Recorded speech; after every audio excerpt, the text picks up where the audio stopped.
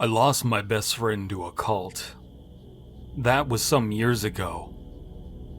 It still hurts. Her name was Jess, and she was extremely bright, an avid hiker, and a nature-conscious hippie.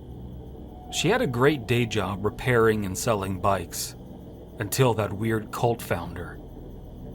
It happened so quick. First, she was telling me about her new friend that she met at a grocery store. Then she was talking heavily about politics, something she didn't do before, talking about anti-hierarchy meetings that she was going to. I told her I supported her causes, but the truth was, I was only talking on a very surface level with her.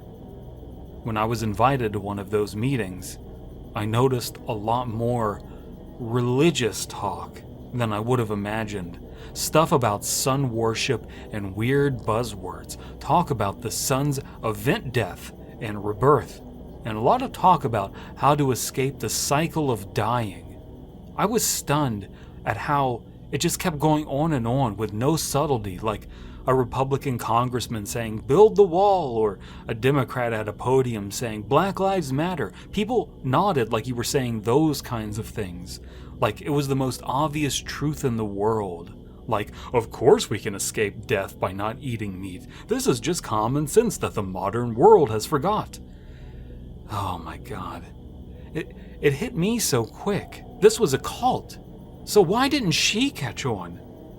Because I wasn't single and she was? Because I could talk to my parents and hers recently passed away?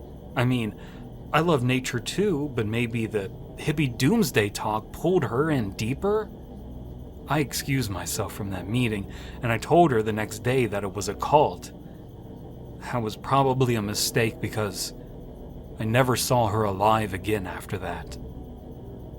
We got a cult deprogrammer to make an attempt to save her. The police got involved. We searched for any sort of solution, and we found none. She either died or vanished. All of the cult did. They were a small suicidal bunch. And just when I was coming to terms with what happened, I decided to mourn her death on the hill that we used to hike to watch the sunset together. A thin, graying arm startled me, coming up from the hard, compacted soil. The shoulder came next, followed by the rotting face of what looked like Jess. "Barry," she moaned. I stabbed her in the neck until she stopped moving. Right or wrong, I want nothing to do with a death cult. And that was no longer Jess.